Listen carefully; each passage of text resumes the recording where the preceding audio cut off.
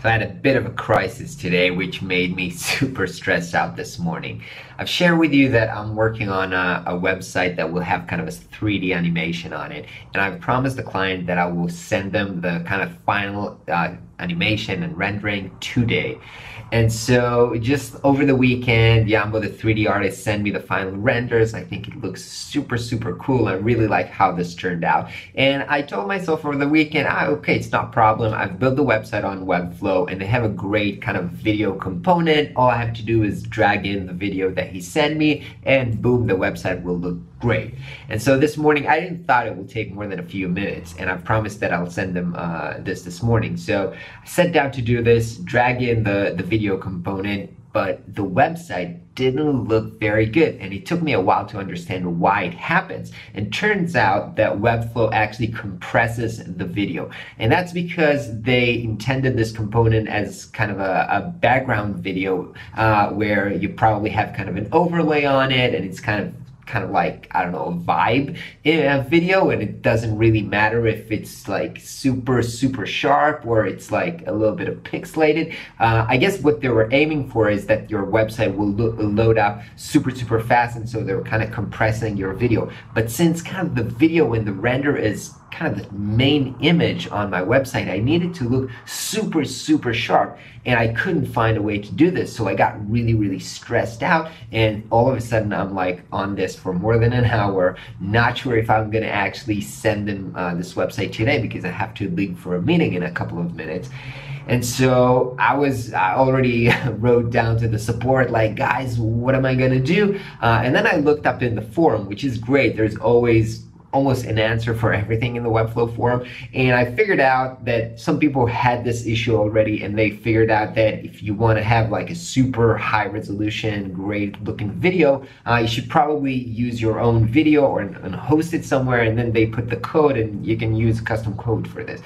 And so that worked out as a solution for me because I just put it on my own server, and then I actually downloaded the Webflow code and then just hosted the website on my own server. But that still, I want to give the website the Webflow CMS because I've already did a Webflow website for them, and they like the CMS, and so I really want to use the CMS, but I'm not sure how to do this with hosting the video on my own server. So I'm still not sure how to figure this out 100%, but as for now, I have it on my own server and I've sent the client the link, and so the stress is kind of over. I'm gonna have to deal with this problem when we actually have to ship it, and I'm gonna have to figure out a way to do this for them. But right now, I'm just hoping that they will love this because we put a lot of effort into this.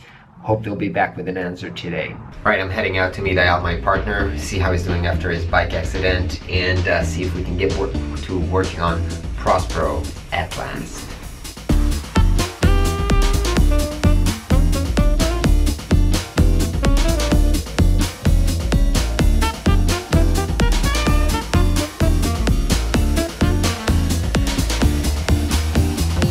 So unfortunately, Ayal is still not suitable to get actually shit done in Prospero. Maybe we'll try to do a little something small this week, but more likely he'll be back to a little bit of work next week. So that sucks, but actually while talking to him and discussing the problem that I had in Webflow today, we actually came to kind of a solution of how to reach the uncompressed file hosted by Webflow on Amazon. So I think that will actually help me solve the problem that I had today, which is awesome. I'm happy. Heading to my client office to get some interviews done and talk to some more candidates.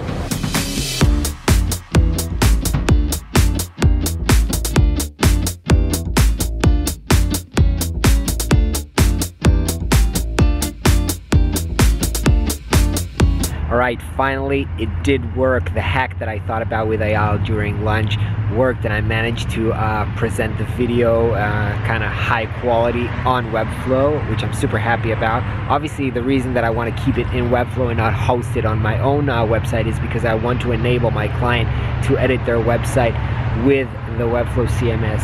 Now, basically, I woke up today and the first thing was kind of a frustrating experience with Webflow, and I wasn't really sure if to share this on the vlog or not, because obviously Webflow are my sponsors, and so I kind of felt bad maybe saying that I'm frustrated with them.